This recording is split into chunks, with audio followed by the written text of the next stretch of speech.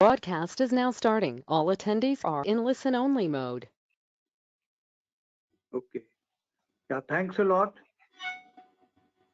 I welcome everyone to this webinar organized by the Indo-American Chamber of Commerce, the Northern India Council, and with the knowledge partner SKP. We are grateful to all the participants. I'm told that we have about more than 200 registrations for this important webinar. My first message to you is, all of you, please be safe and keep others safe. Coronavirus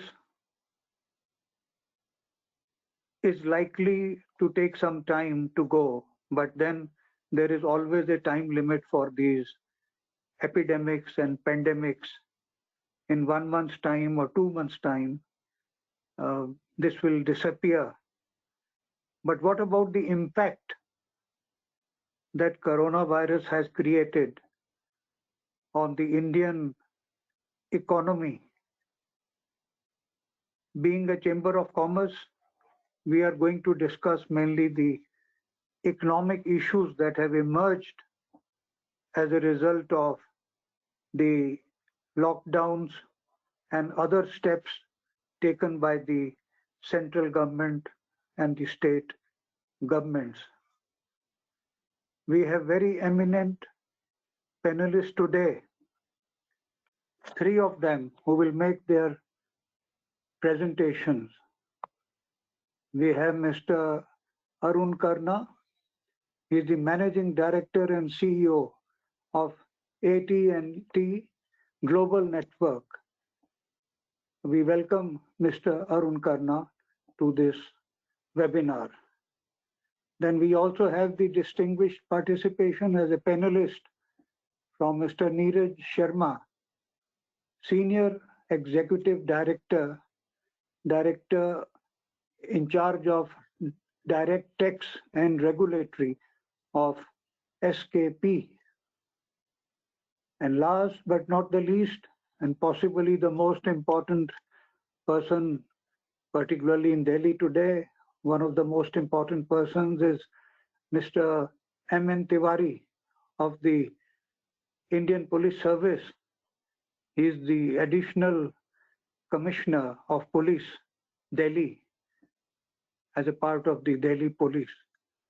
So we welcome all 3 eminent panelists who will make their presentations. My request to each of the panelists is that please present your point of view on the issues that have been allocated under the overall heading of the COVID. What are the implications on the economic scenario, the effects of Corona on ecosystem? That is the theme of the webinar. And under that, there are 3 subtopics. That is impact of Corona on global tourism and education. And secondly, how can technology enable business and continuity? Third is amendment to the Finance Bill 2020 and changes in the taxation laws due to COVID-19. So our eminent panelists will be touching upon these important issues. I know 10 minutes is a very short time, but bullet points are sometimes stronger than big theses, to be presented. And then after the presentations, we already have received questions from our participants, about 15 questions, and those will be answered upon by depending upon the expertise of the panelists. They will answer those questions. So we have enough time for floor participation as well. Now with these opening remarks, and I must also thank our team of Indo-American Chamber of Commerce, NIC, headed by Ms. Kashish Tyagi, to have thought of this initiative, which has received huge response. So great compliments to Kashish and her team for making this webinar happen. And I'm sure it will be very fruitful and successful. With these opening remarks, I now request Mr. Arun Karna to please make his presentation. Mr. Arun Karna. Thank you, Dr. Basin, and good afternoon, folks. My name is Arun Karna, and I'm the Managing Director and CEO for AT&T in India. Just let me take a moment to bring up my slides here, please. So hopefully everyone can see my slides now. Well, first of all, extremely honored and humbled to be speaking to you from this platform today. Of course, we wish we were talking to you under happier circumstances, and we hope and pray for everyone's health and safety. The topic that I'm going to briefly cover today is extremely relevant to the current unprecedented circumstances that we are faced with. And it's all about how enterprises, especially the ones in the knowledge industry, can equip themselves with the right set of communication and collaboration tools enabled with ubiquitous connectivity to keep their businesses going in these tough times. And in doing so, how do they make sure that they're enabling their workforce for maximum productivity? As we all know, work from home has become the norm, especially for the knowledge industry. So how do we keep the productivity high for employees?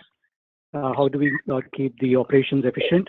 And how do we do it, most importantly, in a secure and compliant manner? So that is the thrust of my talk to you this afternoon. So moving on, I believe everyone is coming to terms with the fact that this COVID-19 situation, it's not a short-term thing. So, while the episode might itself pass away in a few months, as Dr. Basim alluded to, but its effects are going to be long-term. That's a given. And while we are not able to predict as to when exactly the current episode will subside, when it subsides, the world would never be the same again. I think all of us recognize that.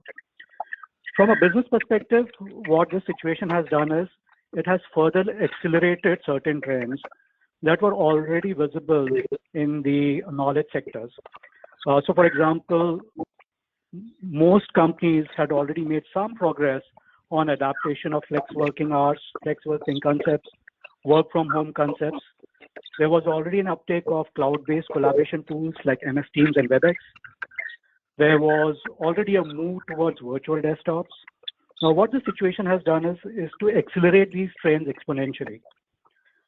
The flip side of the situation is that if the enterprises do not scramble and provide the right set of tools to the employees will find their own informal tools to start communicating to be able to stay productive. And we all know that this is dangerous because these tools would be devoid of enterprise-grade security. And also from a data protection, data privacy perspective, this might cause breach in rules and regulations like the ones surrounding SPI, GDPR, etc. The other thing that is certain is whatever changes the enterprises make in their business models and processes to respond to the current situation, a lot of these changes would stay even after the current episode subsides. So these will become permanent in a sense because enterprises would see those changes as being mission critical even going forward for the long term. The next slide, this one is an extremely interesting slide, and I believe this will also talk to some of the questions that we received in some manner. So we worked with a company called Global Data PLC, which is a UK headquartered data analytics and consulting company. And they came up with an interesting comparison of how the current situation is altering the enterprise priorities. So they took a 2018 survey as the base, and they looked at what were the top enterprise priorities globally at that point in time, and how have they now started changing in the current scenario. So the first one up was improving operational efficiency. That was always important. But in these times now, it has become far, far more important, so much so that it has become a byword for survival itself. So the criticality has enhanced manifolds. The next one was reducing costs, which was again always important, but it has become more and more important now. The third was maintaining market share and competitiveness. Now, this is of course always important, but this aspect is coming under complete review as enterprises relook at their business models, they relook at their processes, sourcing strategies, pricing and delivery strategies. So all these aspects are now being rethought and reimagined. The fourth was increasing customer satisfaction. Now, this is another aspect that has come up for review. So right now, the thinking, at least in the immediate term, is how do we pivot so that we survive with the best effort approach while maintaining acceptable service levels while fighting for survival. And this has also involved resetting some of the customer expectations. The fifth one was accelerating new product development. Now, unfortunately, this is an area which is starting to see some negative effects as enterprises cut back on project funding, new research, new projects are being put on hold. That's happening. The sixth was recruitment and retentions. Now, this is another area which is beginning to feel a brunt, especially in those sectors which are hit hard. However, even in these times, retaining critical top talent has become more important. And the seventh, but not the least, was improving supplier relationship. Now, this aspect certainly has caught fire, and it has really come to the fore because in uncertain times, in times of crisis, your reliance on trusted strategic suppliers increases dramatically. So suppliers who have a partnering approach, who are willing to be flexible and do things for you, which may not be strictly in the contractual fine print. So it is in these times that such relations are truly tested, and one needs to make sure that one is investing in the right set of partners. So this is the overall business scenario that is emerging and how priorities are changing. I'll quickly jump to the technical aspect of this whole thing, which is how do we make sure of business continuity in these times? How do we plan for it? How we prepare for it? How do we manage through and recover? And in this aspect, there are three main pillars that this whole strategy is based on. So first off, how do we stay connected and productive? As we know, more and more the norm has been to work from home and to enable the workforce to work from home. And this is where all three of these aspects come into play. So first is, how do we provide scalable bandwidth and highly secure access to our business applications to keep remote employees connected and productive? Once that is done, how do we enable them with the correct set of tools to be able to communicate and collaborate virtually anywhere? And how do we provide access to secure enterprise applications in a manner which is truly worthy of an enterprise level security regime?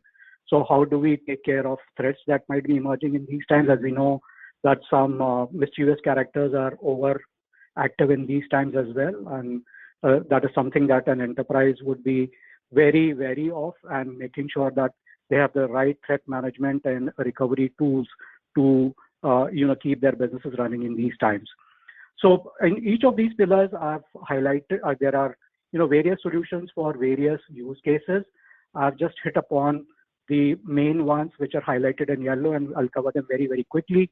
So in the first pillar, staying connected and productive, there is this need to provide secure connectivity to remote employees who might be wanting to log into enterprise applications, but we need to make sure that only the ones who have the right authentication and have the privilege to have access to critical enterprise applications, those are the only ones granted access.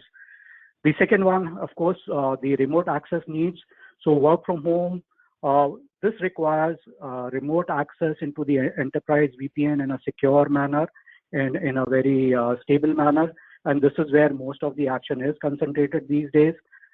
Most telecom companies like us have very robust work from home solutions that are brought forth. In the second pillar, providing the right set of communication and collaboration tools, all of us would have now heard of Zoom. That has really shot into fame in the last few weeks. Even children have become familiar with these tools.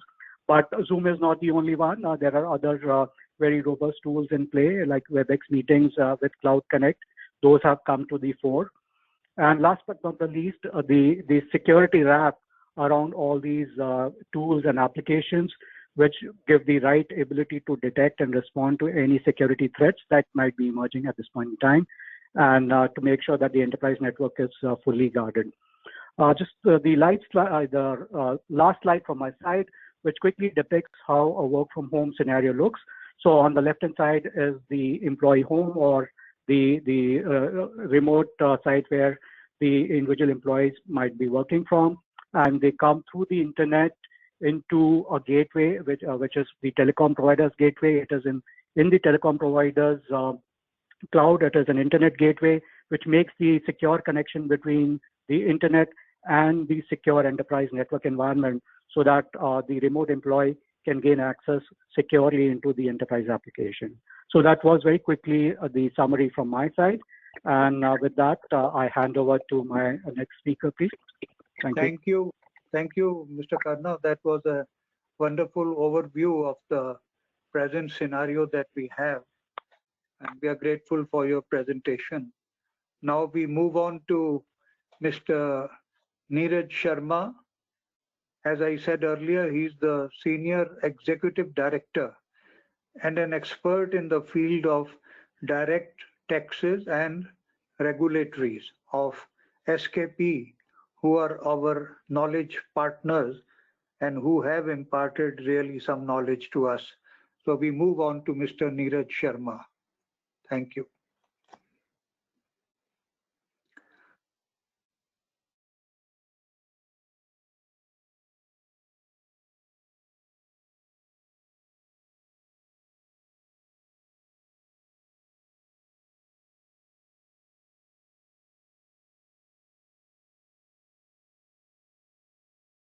Mr. Sharma, you are there? Neeraj, I think you've forgotten to unmute yourself. Hello, can you hear me? Yes, we can hear you now. Thank you. Okay. Thank you, Mr. Bhasin, and good afternoon, all. Well, as Mr. Bhasin and Mr. Sharma talked about COVID-19, it has created a deep impact on the entire world. We are passing through very difficult times, unprecedented times. It has never happened in the history of mankind.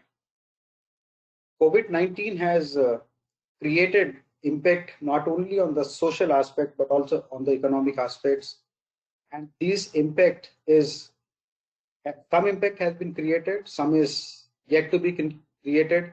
And if we look at the impacts, they are going to be three types: the short term, the medium term, and the long term, which briefly were touched upon by Mr. Bhasin and Mr. Sarna. We will be focusing more on the economic aspects than the social aspects. Well, I was reading a report yesterday. It was talking about that given the COVID-19 situation, the advanced economies will be contracting at the rate of 2% in 2020. As far as India is concerned, India had planned a growth of 5.5%. It will come down to 2.5% in the year 2020. As a matter of fact, it is very difficult to fathom the kind of impact COVID is going to create on all of us, because it's a very dynamic situation. All the governments around the world, including India, are actually grappling to find solutions to contain the impact. And the measures that have been taken, they are both in the form of preventive and curative measures. If we look at the impact on the economy, as I said, the GDP growth in India is going to be reduced to 2.5% as against 5.5% that was planned. The manufacturing process across the country has come to a complete standstill for some critical commodities that manufactured in these times. There is a big hit on the various businesses. Some of the small and medium businesses are actually on the verge of shutting down. This has led to employers choosing to salary cuts and layoffs, and this will result into unemployment crisis. From a global perspective, rupee is weakening. I was noticing yesterday the dollar was hovering at 77 rupees. Market volatility, if we look at the financial markets, India and globally, they have become very volatile, and ultimately it will result into some sort of financial crisis. As I said, that the governments are taking measures, both preventive and curative, to enable the business community and people at large to deal with the present situation. One of the big gifts that has been given by the government is about 1.7 lakh crore benefit that has come to the poor. Apart from it, there are some relaxations in the rate cuts given by RBI. RBI has very proactively come forward and given a moratorium of 3 months in the payment of EMI. The biggest relief that has come to the exporters is in the form of extension of period for collection of export proceeds, which used to be 9 months. It will be 15 months now for all the exports that will be undertaken till 31st July 2020. There have been extension in the regulatory compliances for companies, including holding of board meetings. Some of the board meetings are necessarily to be held by physical presence of directors. They have been allowed to be held through video conferencing. The debit charges and minimum bank balance criteria have been removed. Custom clearance will be operational 24/7 to ensure that the import and clearance of essential commodities is not hampered. One big change which has come from the Insolvency and Bankruptcy Code is that the threshold limit of 1 lakh has been increased to 1 crore. This has been done in the wake of the fact that during the existing crisis, it is quite possible that people may default in payment of their dues. And the last is about the link of Aadhaar and PAN has been extended from 31st March to 30. Another big relief which is coming to 10AA eligible units is that the manufacturing commencement that had to be done by 31st of March, the date has been extended to 30th. What is more important to notice is that it will be applicable only to those cases where LOP has already been received by 31st March. In case LOP is received beyond 31st March, the date extension is not applicable to them. In terms of filing tax, the financial year 18-19 is concerned, the due date was 31st of March for related returns. This has been extended to 30th June, but this is only extension of timeline for filing the return. The late filing fees which are applicable, they will continue to be applicable. We have all heard about the Vivad Se Vishwas scheme, that is the dispute resolution scheme, which was launched by our Honorable Finance Minister in her budget speech on 1st of February. It defined two payment of taxes to settle the dispute, 31st March, 30th June. In case the payments are made beyond 31st March, there was an additional 10% payment that had to be made. But given the date has been extended to 30th June, this 10% additional amount will not be applicable. Apart from it, in terms of procedural aspects, there have been some extension in respect of filing of appeal, application, reply to notices, payment of taxes, processing of returns, and so on and so forth. One change which may not be liked by the taxpayers is about extension of extension of date for reopening of the cases. The 148 notices for reopening of the cases for the financial year 13-14 that ought to have been served by 31st March can now be served by the tax authorities by 30th of June. More reliefs are in respect of the due dates extension, in respect of the investments and that are made for deductions and claiming exemptions from capital gains. Any payments that you make towards public provident fund or towards your life insurance policy that ought to have been made by 31st March. Because of this extension and relief that is coming from the government, you can now make those investments by 30th of June. That essentially means that a taxpayer has an option either to claim that benefit in the financial year 1920, or at his choice, he can choose to claim it in the financial year 2021.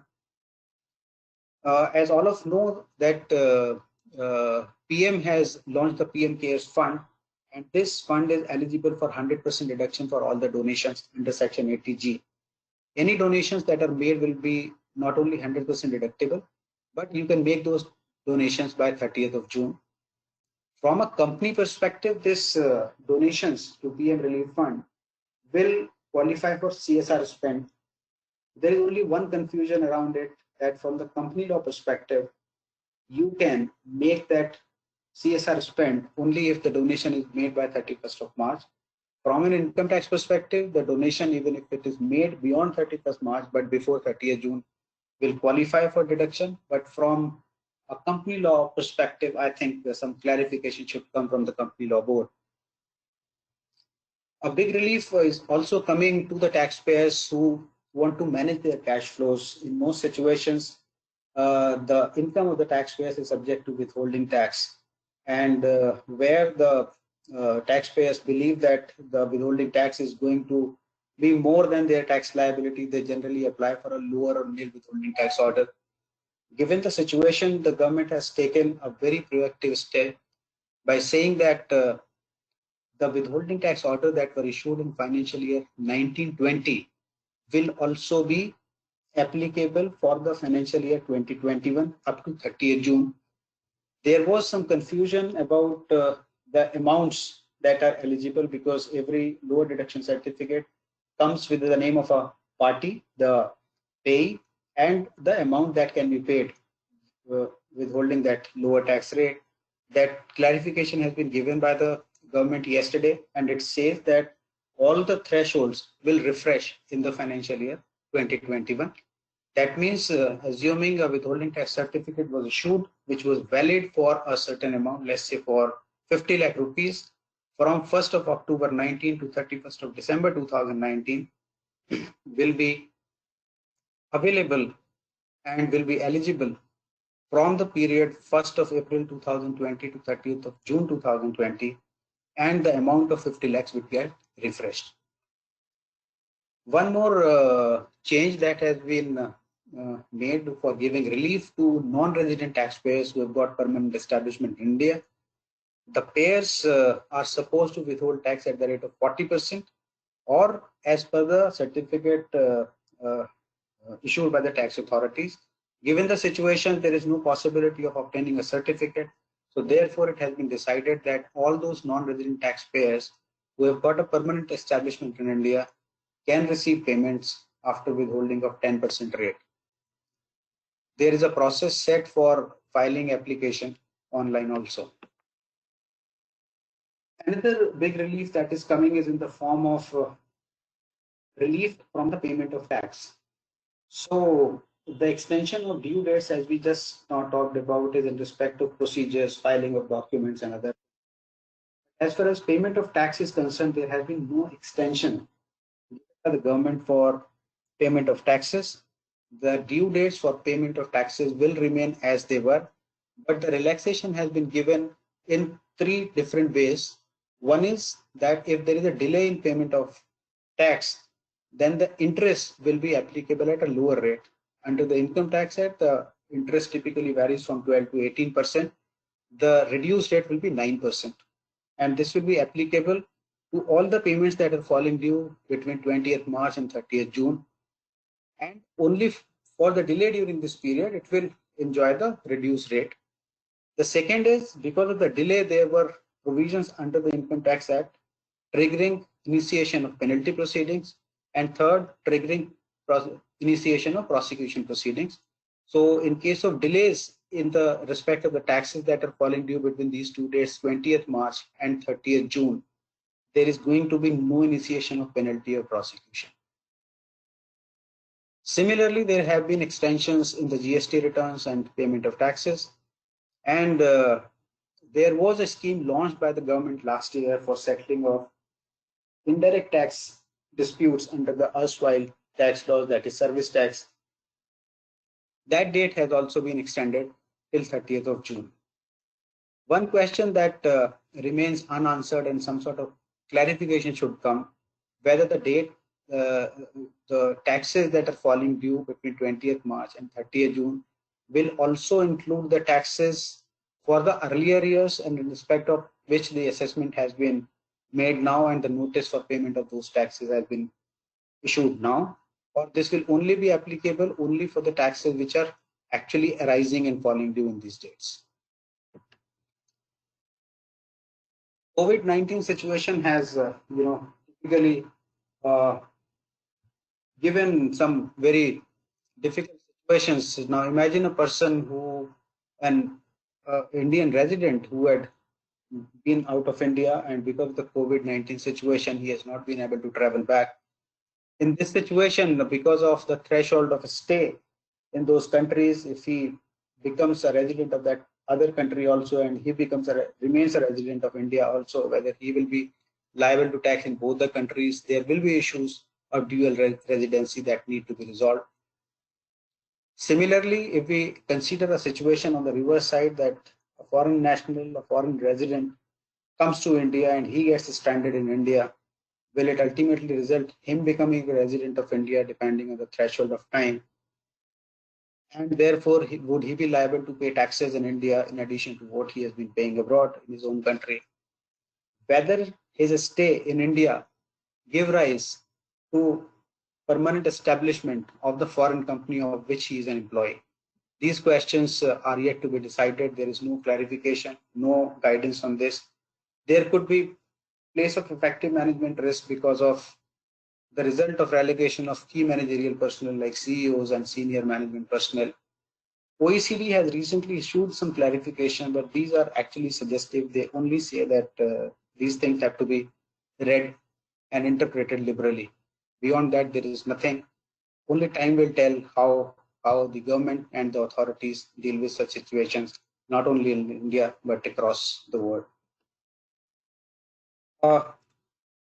We have limited time, but we'll like to quickly talk about some of the amendments that have been made in the Finance Act 2020. And there were some proposals in the Finance Bill 2020. The bill was passed through the Parliament. Ultimately, President gave his assent. There were some major changes. We'll like to quickly on that.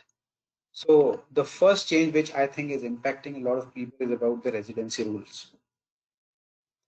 In the case of persons who stay in India, for determining the criteria for them being resident or non-resident, there are two conditions. One is that they should be in India for 182 days more, or they should have been in India for 365 days in the previous 4 years and 60 days in that particular year. Now imagine a situation that a person had gone out of India for taking up employment or business, and he comes back to India. If he is staying in India for 60 days or more, he becomes a resident. But there was an exception which says that in respect of such persons who are coming to visit to India and otherwise they are exercising employment outside, 60 days has to be read as 182 days. So the proposal in the finance bill was that this threshold of 182 days for such kind of people should be reduced to 120 days. Finally, when the bill was passed, this threshold has been removed. It has gone back to 182 days, but there has been a new condition that has been put, and that is regarding the income of that person from sources excluding foreign sources. That means if the person is earning income from the Indian sources, he has been a non-resident and staying outside India, coming back to India, then the condition of 182 days will be reduced to 120 days. Mr. Sharma, sorry to interrupt. We have another very important panelist. So would you please cut short, because it's a very important thing that you are dealing with. But these procedural things, you see, can be for the time being kept aside. Sure, sir. I will just quickly talk about this thing in just less than 2 minutes, and then we can move on, sir. So the other thing is about deemed residency. This is applicable in the case of persons who have gone out of India, who are actually citizens of India, a person of Indian origin, and they have been managing their affairs in such a way that they are not taxable anywhere in the world. In these cases, it was said that any such persons who are not taxable anywhere in the world and they are citizens of India or persons of Indian origin, they will be deemed to be residents in India, and all the consequences will follow. Similarly, there have been some changes that have been made to the residents who can be qualified to be resident but not ordinary resident, as suggested by Mr. Bhasin. I will not delve more on these aspects. Coming back to the main aspect of the impact of COVID-19 and how the government is tackling with it, I think government has been very proactive in bringing about the relief measures, taking curative and preventive measures, both types. And in the times to come, I'm sure the government will be conscious and they will continue to provide relief to the businesses and the countrymen. Thank you so much. Over to you, Mr. Bhasin. Thank you, Mr. Sharma. That was a brilliant overview. I tend to disagree with some of your observations, particularly when you say that government has taken very effective steps and reliefs have been given and curative steps have been taken. My view is that these are only very superficial steps which have been taken. They do not address the issues which are being faced by business, industry, and commerce. What we expect is that the provisions of the IBC, the Insolvency Code, so far defaults are concerned, should be kept in abeyance till at least 31st March 2021. And there should be complete rescheduling of loans and the installments to be paid for interest and all that.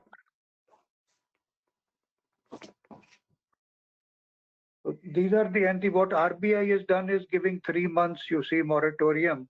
That is hardly adequate, you see. The moratorium should be at least till end of the year or till the end of the next financial year. I hope that you may have time to address this when you answer some of the questions. Now we move on to our final speaker. As I said, last but not the least, a very eminent Indian Police Service officer, Mr. M.N. Tiwari, who is the Additional Commissioner of Police, Delhi. Mr. Tiwari, please.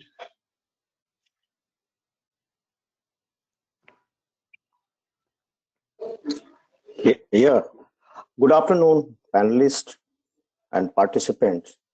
The topic which I have been given is impact of Corona on tourism and education. At this point of time, world is very unsure whether Corona is going to prolong for 3 months, 6 months, for 1 year, because the history shows that the Spanish flu pandemic lasted for more than 1 year. Thanks to our scientists and medical scientists, we can expect that within 6 months, we will be able to get some vaccines. Treatments may come earlier. So entire tourism industry is actually based on this perception.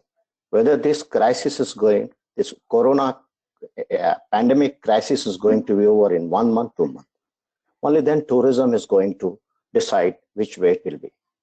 Because tourism is the most, I will say, worst affected industry by this pandemic. Summer season has started and there is a general trend from hot countries, tourism shifting to the cold countries, like from southern hemisphere to northern. I mean, this is the time when Indian tourists or South Asian tourists used to go to Switzerland, France, Germany, etc., etc. But unfortunately, the Europe being worst affected, so the Western countries, especially like Switzerland, etc., they are going to be worst affected because many Indians, Asians, etc., will not go to Europe till the crisis is finally over. So this dynamics of tourism is to be noticed by the tourists, because hemispheric tourism dynamics is very, very important in this, because the southern hemisphere, where the hot countries are there, like India and all that, they used to go to the, northern, which is colder in the summer season. Another thing is that in case this crisis is over, suppose by the end of the June, maybe in the end of the May, this pandemic is over and some definite answer is given in terms of medical treatment, etc. Still, people will be very much scared to visit the countries which have been worst affected. So what may happen? This is another innovative thing which tourist operators should think.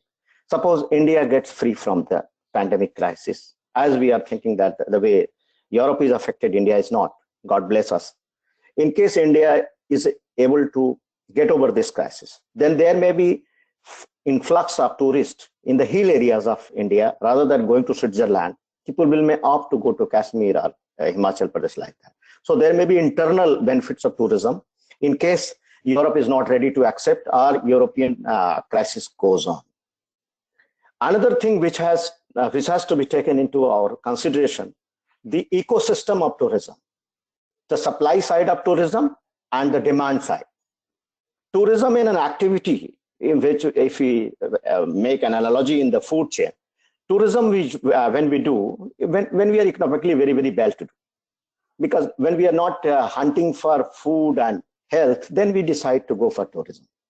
So middle class, which is the main ingredient of tourist demand side, is going to be the key factor, because this economic crisis is going to affect the middle class of the world very much, because lower class is not so much tourist participants, because they are more concentrated to their bread and butter. So the middle class, the way this crisis is going to affect, the way the economies are going to perform is going to be very important. Another thing is the supply side of tourism. The tourist is a demand side, supply side infrastructure, means aviation industry is at its worst, public transport is at its worst. Similar things are happening. So supply side of tourism is also adversely affected. And the receptive countries like Europe and all that, they are bleeding with the pandemic. So the supply side of tourism is very, very adversely affected. And until unless the pandemic is properly manageable, we cannot predict the way tourism is going to unfold. And demand side, of course, the middle class is also very, very seriously impacted.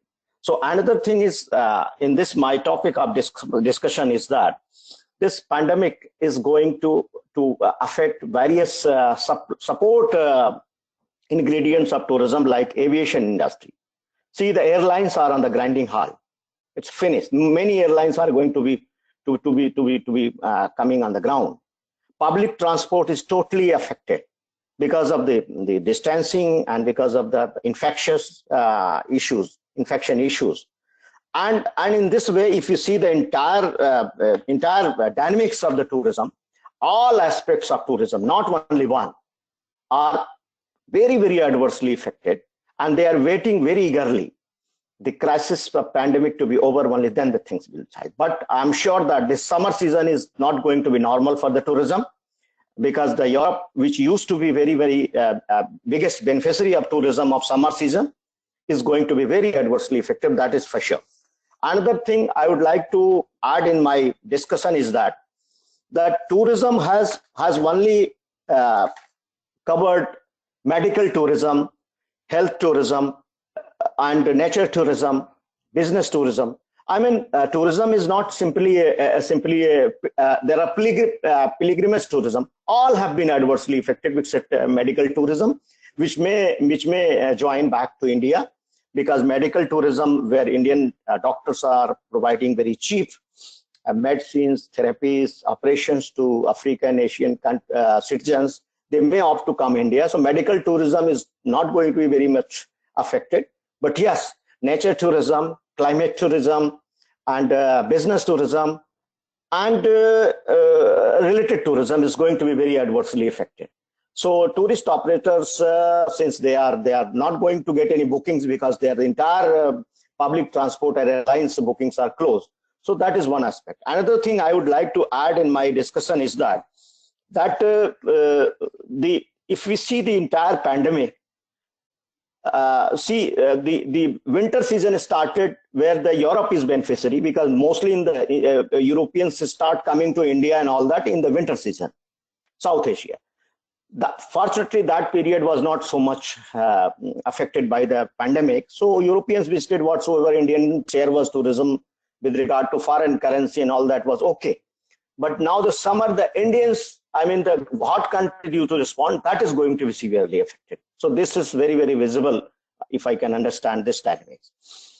And the entire corona epidemic, we will not go. Tourism is a very safe activity. Tourism in our food chain or in our life ecosystem, we do tourist activity only when we are very much financially okay, health okay, perception wise okay, because we are sure that the country which I'm visiting is very safe.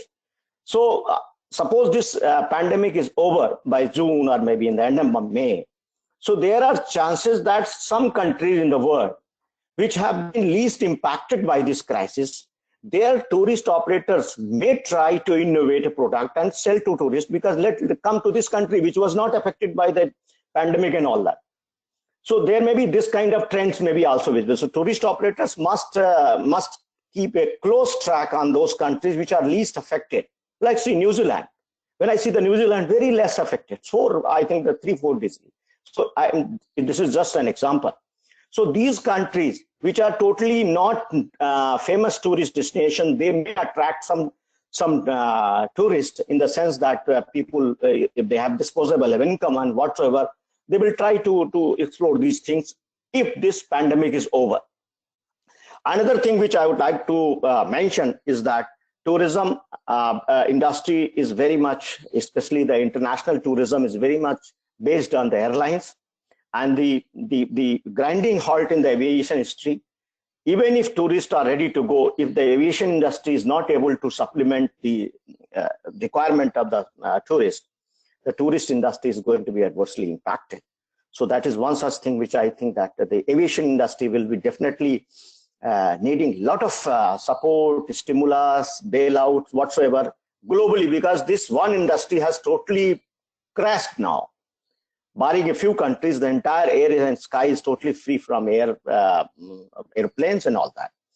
So I think that in this way, the tourism dynamics is going to basically unfold on the basis of pandemic management.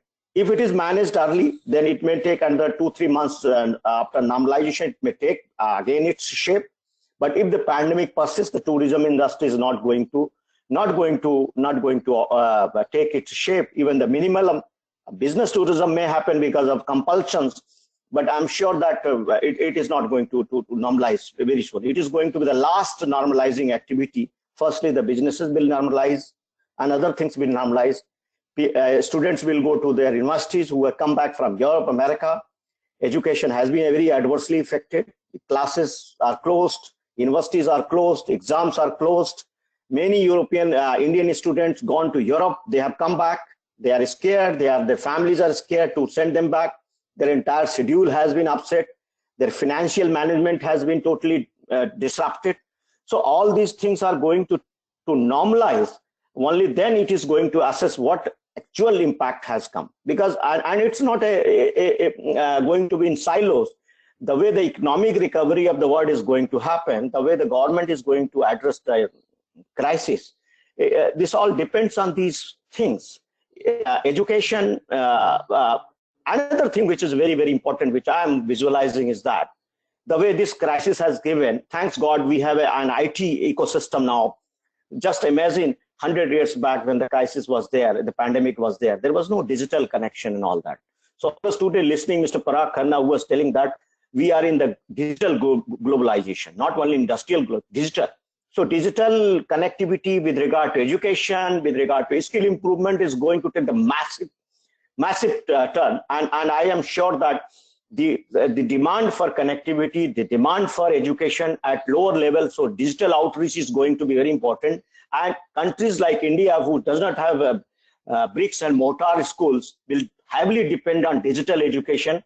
So I'm sure that education, though classroom education has impacted, but it has gone on the virtual platform. When I see my daughter taking daily classes on the computer at her home, then I see that the world is changing. But yes, there is a digital divide because the poor people, students, economically weaker people, students cannot have the advantage of having a computer at their homes. So now this digitization of education is going to be further improved by providing a community hubs of or individual things, so that digital education is going to increase after this crisis, because the infrastructure is going to increase, and there is a connectivity increase also. I am sure that the connectivity issues have been resolved to a lot, but it is still, I think that in the areas, it still needs better connectivity. So digitization of education, digitization of exams, online kind of things will going to be very important in the next dynamics of the things. And every infrastructure, educational infrastructure, is going to address these issues if they want to survive, because this will make very premium institutes to the reach of the people who cannot go to the buildings or who cannot go to the faculties physically. Is now with the digital outreach, they will be able to touch those faculties in terms of listening their lectures and all that. Even this webinar which we are doing right now is a miracle of this digital connectivity.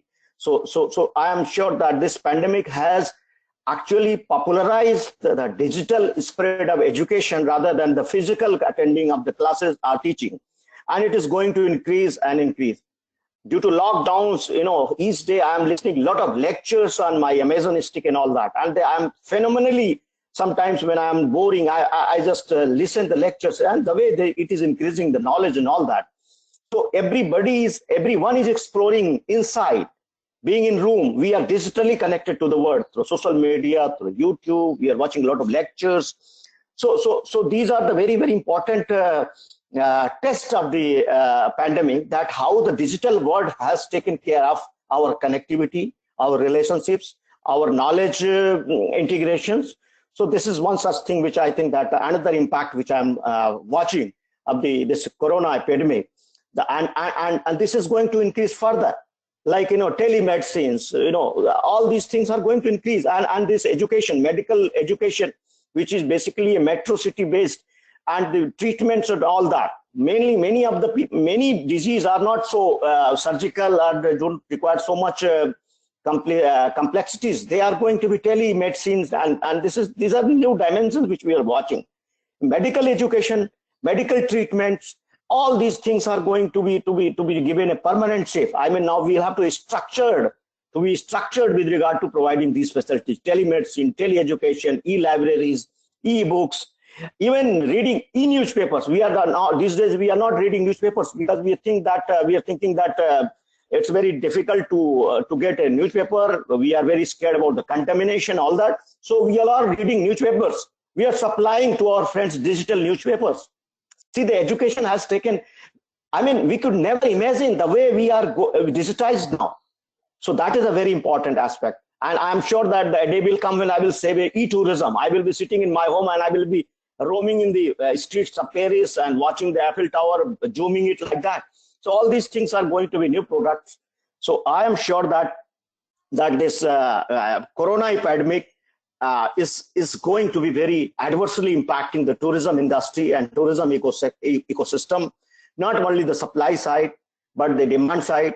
Countries with the tourist attractions are bleeding like anything. Europe used to be very favorite location, and now the Europe is hard hit by the pandemic. So until and unless this pandemic is tamed, until and unless this pandemic is managed, I don't see any future of tourism.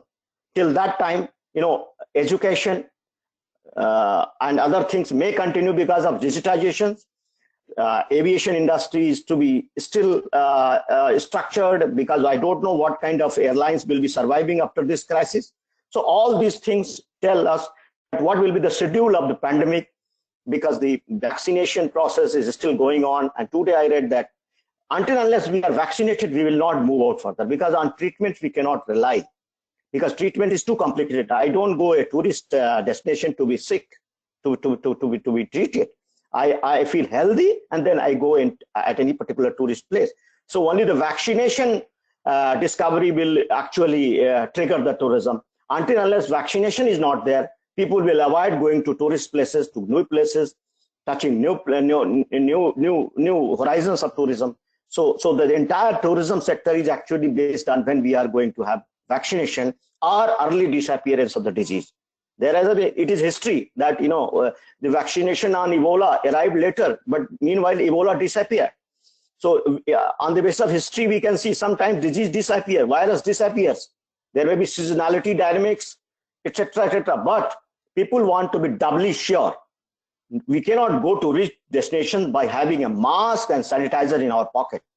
Tourism is a relaxed activity. We will go. People will move to tourist places only when they are freely confident and freely convinced that yes, there is no danger, and that thing is to come after a long time. I am sure it is not so normal. So until normalcy arrives, we can't expect tourism to be normal. So the vaccination and tourism are wiping out of this disease are very closely connected. I think broadly I could envisage these factors in my lecture. So I will be closing with a prayer that those who have departed, those warriors, frontline warriors like doctors and all that, they are doing a very great job. And let us pray that this pandemic is over, then tourism will recover later on. Thank you very much. Thank you, Mr. Tiwari. I think your two-in-one presentation on tourism and then the educational aspect have been very, very enlightening. You have very rightly pointed out that tourism industry is the worst affected, and you highlighted what should be the ecosystem of tourism. And on education, you said digitization will lead to some sort of a boon for education even out of this crisis. So we are very grateful to you for your presentation. So friends, we come to the end of the presentations by the panelists. Now we go to the questions which we have received from some very eminent participants, which include Mr. Srinivas Dandin, Mr. Arun Kumar Chaudhary, Mr. Vivekanand, Mr. Pranay Chavla, Mr. Mukesh Batra, Mr. Sanjay Srivastav, Mr. S.L. Deshmukh, Mr. Rajendra Gogale, Mr. Soma Sundaram, and very eminent participant, Mr. Kamal Mittal, as also from Veena Sharma, Gaurav Gupta, Manoj Rana, Kohinoor Narayan Bhattacharya, Sanjay Jain, Nimit Naga, and Bibu. Now I'll request all the three panelists one by one. The questions have been conveyed to them along with the names of the those who have posed these questions, to please respond within 3 minutes. Our time is over in the next 2 minutes, but I'm told that we have an extension of 15 minutes. So I will request firstly Mr. Neeraj Sharma to respond to Mr. Srinivas Dandi and also the other eminent people who have posed these questions. Over to you. Thank you, Mr. Basin. The first question that has come to me is from Mr. Srinivas Dandin, Director, Rank Gears Private Limited. Read out the question. What is the impact of virus on Indian economy, and what would happen if big Indian projects already initiated? Well, as I mentioned that virus outbreak has created a effect on the world as a whole, and Indian economy, which was projected to be growing at the rate of 5.5%, will now be growing at the rate of 2.5%. Indian projects in sectors having demand in the West and dependency on raw material countries impacted by pandemic may be impacted hugely. Such projects may be halted for a certain period of time and may gain momentum depending upon how the world will revive itself from the pandemic. Nobody knows whether it will take 1 month or 2 months. No visibility into that. Mr. Raghuram Rajan, our erstwhile governor of Reserve Bank of India, said that India revives itself during crisis, while RBI has opened up access to sovereign bonds. Indian business community should also focus on sustainability and also shift itself from dependency. So based on this, what I feel that what India can do is it can reduce its dependency on China and other countries for its raw material. It can also refocus itself from the sectors that have been hampered to sectors such as pharmaceuticals, defense, etc. It can also have a backup action plan ready, such as setting up disaster crisis management. What more can be done is arranging facilities for conducting business operations while maintaining normal social distancing so that revenue could not be hampered, or if hampered, the impact is very little. The other question is from Mr. S.L. Deshmukh, Senior VP Sun Group. I'll read the question. Request we also review problems having faced by MSME sector and some specific measures to mitigate those difficulties.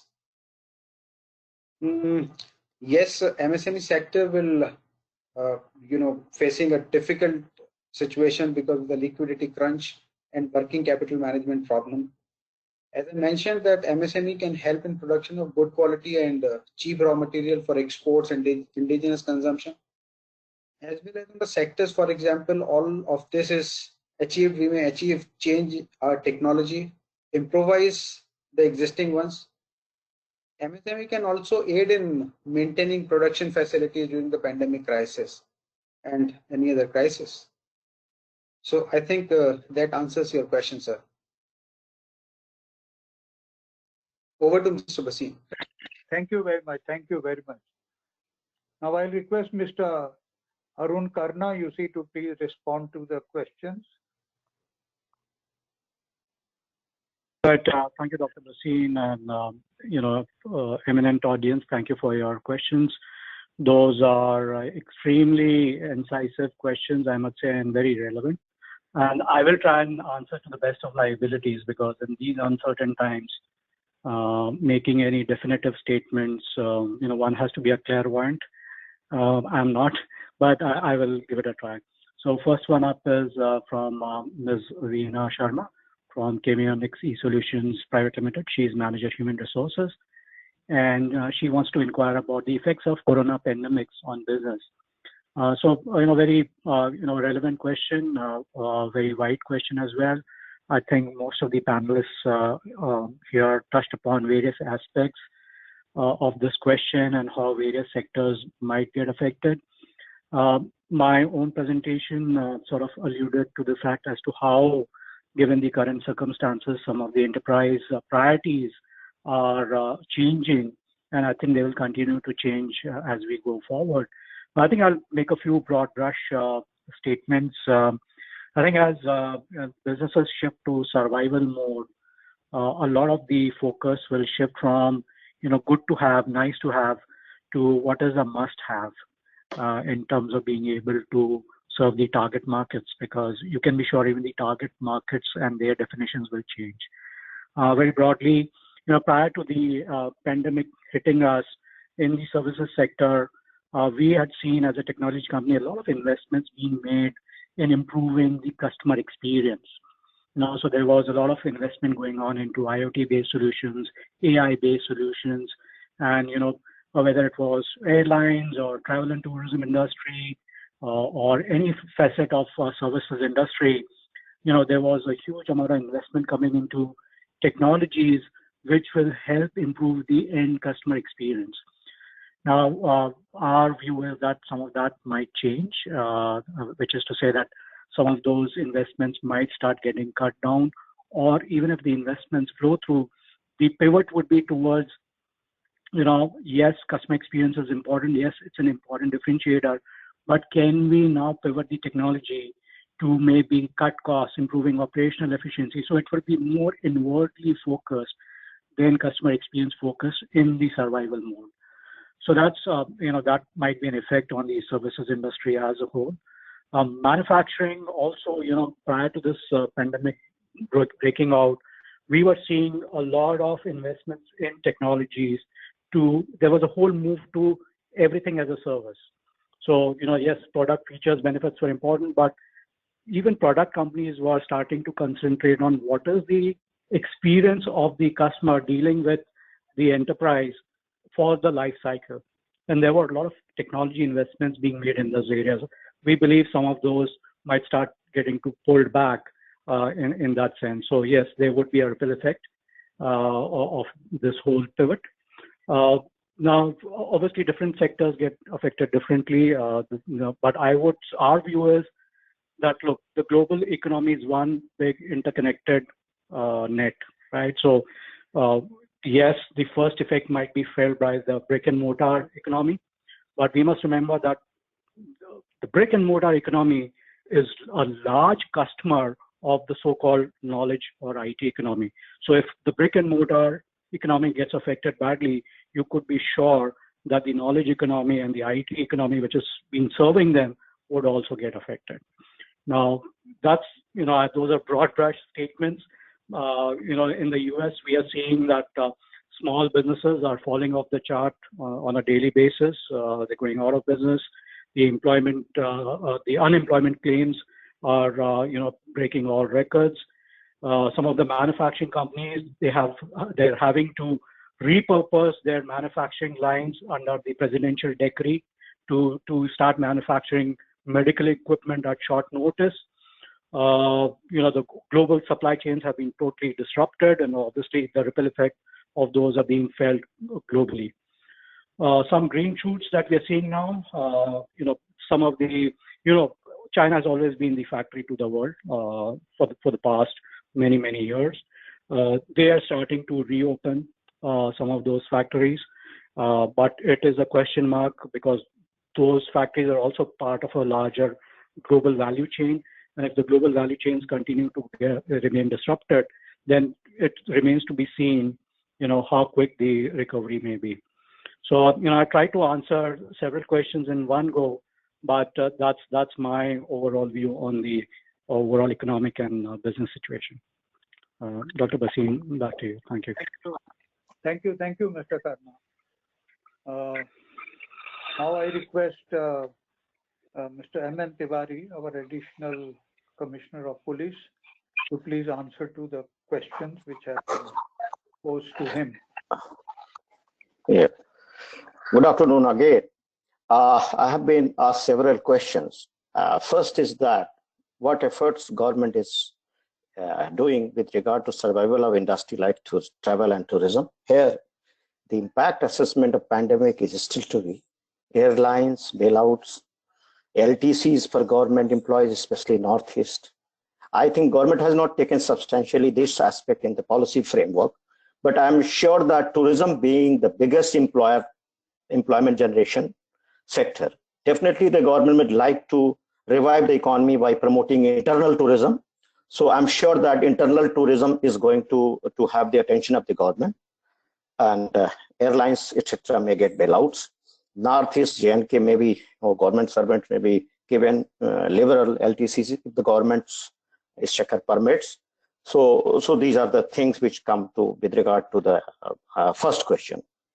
The second question which I have been asked is what will be the economic situation of the world in the next few months, and what will be the role of WHO? The first portion of my question is that what will be the economic situation of the world in the next? I am sure that God is not going to be the same as it was before the pandemic. The way the polarization of opinion against one country has gone with regard to its concealing of information and all that. After the Europe, America, Japan, and all top countries of the world, democratic countries of the world, will sit down, and when the crisis will be analyzed, investigated, and responsibility will be fixed, why it was concealed, what not. I mean, when there will be an objective analysis of this, the world order will be decided on the basis of relations. The economic order will be, I may again get where there will be isolation of China in the global economic affair. That is one possibility if there is an investigation objectively and responsibilities are fixed. The way I have been watching the tweets of the Trump and all that leaders, the way the WHO is being blamed for not clearing the projection of human-to-human transmission, timely warnings and all that, that shows that there is a deeper misunderstanding in the globe that somehow WHO was not fair to the world and it allowed the world to increase its economic activities, tourism, etc., airlines, etc., and that has cascaded the infection rates all over the world. So the new economic order is maybe where world may be very much close to democratic regimes, where India is going to be very one of the beneficiaries. And thanks to medicine diplomacy, our Prime Minister has done, and he has won the goodwill of so many countries. And I am sure that the world economic situation will definitely be defined on the basis of the crisis ingredients during the pandemic. So that will be my answer for my second question. And the third question which I have been asked, pandemic has caused an irreparable damage, pushed the mankind into uncertain situation for a foreseeable future. There is no alternative to innovation, adaptation to change. Of course, we have to innovate. The mankind has always innovated it is said that invention, necessity is the mother of invention. The way we have started, the education system has started innovating products, started new products like Zoom and all that. Similarly, it's all innovation. The way the global integration of medical knowledge being pooled together, and then there is a simulation of vaccine effects, simulation of drug effects. I mean, these are the new medical research innovations. So I'm sure that a lot of products have been innovated, will be innovated because this crisis is going to teach mankind that yes, we are very much vulnerable, not from missiles, but from any other planets. But the microorganisms are going to be taken very seriously now. And accordingly, there will be a lot more innovations with regard to vaccine development, virology, virus research, microorganism research, because now the government thinks that entire country can be halted, globe can be halted, locked down. Even there is no nuclear war, but the entire world is more scared than a nuclear war. And this pandemic has influenced all the countries of the world. So innovative products to suit such situations are going to be developed, and more integration of knowledge is one such thing which I find that there may be such kind of things may be emerging in the market. Because the way damage has been done, of course, human lives will never return. But of course, now the world is going to show that now the alarm system of any pandemic, epidemic, disease spread is